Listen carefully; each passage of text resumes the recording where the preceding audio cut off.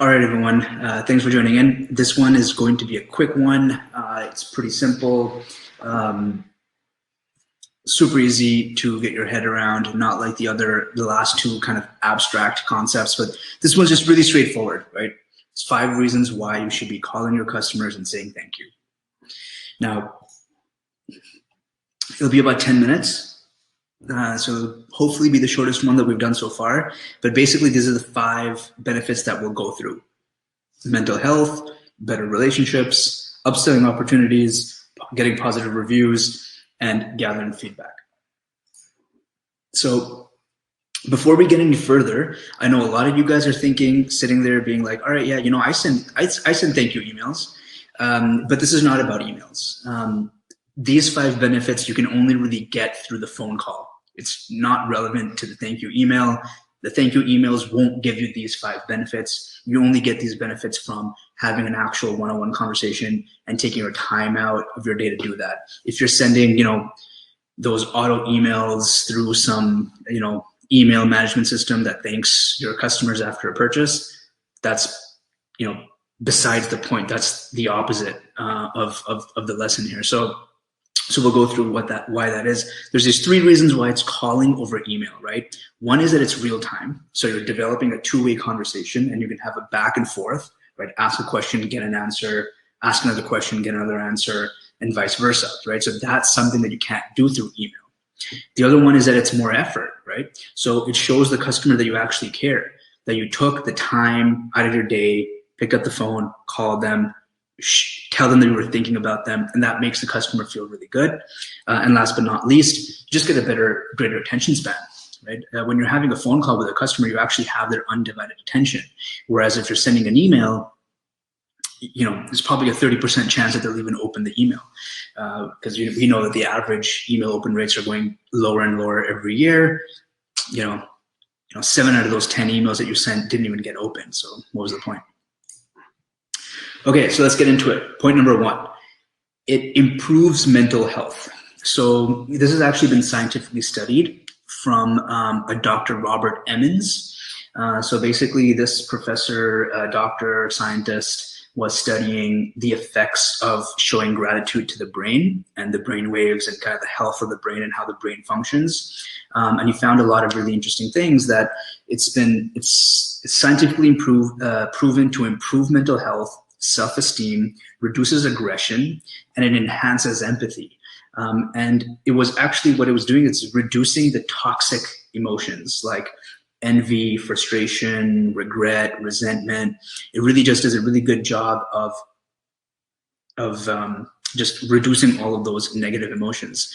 So I think if you think about it, it makes sense, right? Even, a lot of religions, a lot of, churches, a lot of the, even psychologists that are helping people going through mental illness, one of the things that you're supposed to do is be grateful, is to show gratitude. It brings you down to earth, creates humility, it kind of brings, keeps your ego in check as well. So all of these things really do help your mental health. So if you can just take 5 minutes out of your day, once a day, just take 5 minutes, call up maybe the customer who spent the most on your site that day or the day before. Just call them up and say, hey, my name is Ahmed. I'm the founder of this Nadif handheld bidet store that you bought from. Just wanted to call and say thank you. And, if there's anything else that you need, please let me know, right? Say something like, appreciate that you're helping a small business. As small businesses, your trust means a lot to us, a lot to me. I just want to take some time out and say thank you, right? That's it. Don't try to make a sale. Don't try to do anything like that. Just say thank you and show your gratitude and be authentic. And it'll go a long, long way. And that starts making me feel a lot better. Like, I love making these phone calls because I just get so much from them. Even though I'm the one that's saying thank you, I end up getting thanked as well. And that just, makes me feel really good. And it's one of the things that's one of my favorite things to do, is just to say thank you to my customers. And again, as entrepreneurs, this is important, right? There's so many, these days, mental health is a big talking point. A lot of people are talking about mental health issues. Athletes are coming out, entrepreneurs are coming out. A lot of these, celebrities are coming out saying that they're struggling with this. So it's something that's misunderstood, and it's coming out more and more. Right? We like to treat our physical health for a disease. We think that disease is only something that affects our body, but there's diseases that affect our brains. And just showing gratitude is one way just to prevent that, right? Just like you eat healthy and you go to the gym for your physical body, saying thank you is like that for the mind. Okay, next up, better relationships. So in a 2014 study in a magazine, I think called Emotion, it's a more kind of a technical scientific magazine, they actually found that when you say thank you to somebody new, somebody that you've met, I think new acquaintance or any acquaintance really, if you say thank you in your conversation, it's more likely that that person is going to want to build an ongoing relationship with you. So I'm not really exactly sure how the study was done, but it could have been that they had a bunch of people meet somebody new, fill out a survey, what they thought, and then after the interaction, and some people in that survey, in that interaction, expressed gratitude, whereas some didn't. They found that the people that received gratitude from the people running the study were more likely to kind of check that they would like to maintain a relationship with that person. So, again, this was a scientifically proven study where they're seeing that just saying thank you increases your perceived kind of value to the person that you're talking to, and they're going to want to keep that relationship or more likely to maintain a relationship. That, in the case of e-commerce, is the returning customer, right? So an ongoing relationship is a repurchasing, a retained customer. So by saying thank you, you're actually increasing the chances of creating a retained customer, right? You're actually creating more future opportunities for your business when you reach out and say thank you. And so I think that's something that's really cool too. Thirdly is upselling opportunities. So this one goes without saying, right? This one is if you're a salesperson, if you're a marketer, you know that anytime you have the attention, the undivided attention of somebody that is in your target market, you should be selling, you should be closing. Now, in this case, it's not about being pushy, right? You don't want to be pushy and try to sell something. The objective of the call is actually to say thank you. But when you say thank you, you should keep the conversation open. You should ask some questions. You should, get more feedback. And by doing that and asking about their likes and dislikes and asking them how they like the product and what else do they like about it and what else did they wish that you had, when you create an open-ended conversation and let your customer who you're talking to lead the conversation and wherever they want to take it after you've said thank you, right? You say thank you, and then you put the ball in the customer's court and let them kind of take the conversation wherever they want to take it.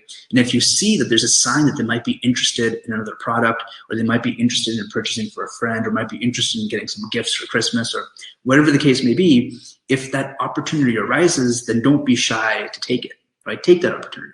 Even though you're calling to say thank you and that's it, keep that in mind. You're only calling to say thank you. Don't come in with the expectation of making a sale.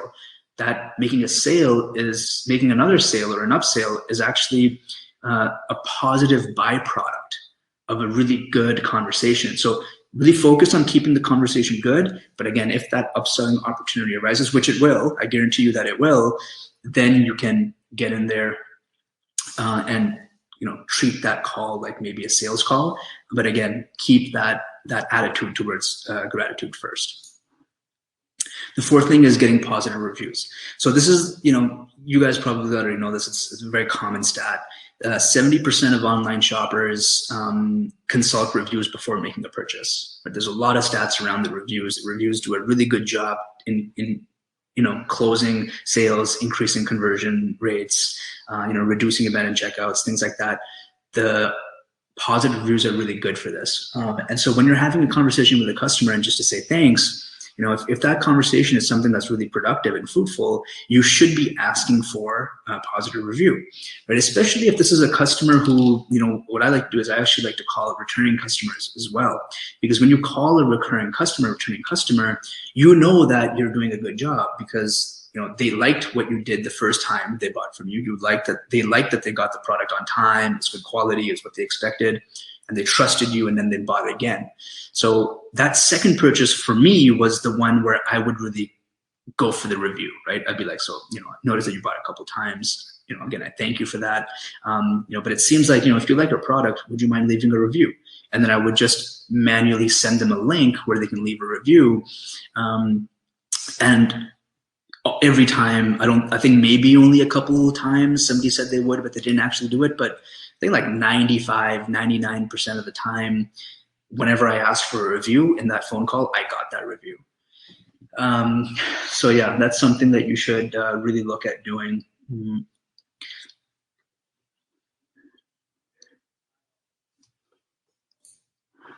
The last point, gathering feedback. So this is, again, where you want to leave things open-ended, right? You're not just saying thank you and then hanging up. You're saying thank you, and then you're asking some questions. And by asking these questions, you're kind of opening up more information to you. It's like you're opening up a window, or you're opening up a door to like more insights, more, answers to like what your business is missing, what your website is missing, what your products are missing. And you get to this zone where you're having this free-flowing conversation with your customer, that you're actually learning from them and what their needs are. At first, a customer might say, yeah, everything's good. Thanks a lot. That's good, right?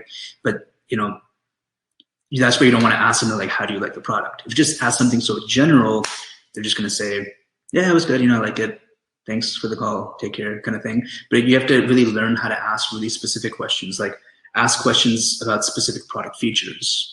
Ask something about what they didn't like, right? Actually go out and say, instead of what did you think, actually go specifically like, what did you not like? Get that. It's really important, I think, to ask how they heard about you, because this will tell you where your marketing is coming from, right? This is actually a really, really key one. When you ask how they heard about you, they might say something like Google search. They might say, oh, a friend of mine told me, or they might say something like, oh, I found you guys on Facebook. So, it was really crazy for me how, I don't, obviously I see my stats on where my traffic is coming from, and obviously wherever it's coming from, I expect that that's where people are buying from me. But, when I call my customer and ask how they found out about me, the two major ones are actually Google and I heard through a friend. So what that tells me is that, again, these are customers that you're calling because, you're trying to say thank you because they were a good customer.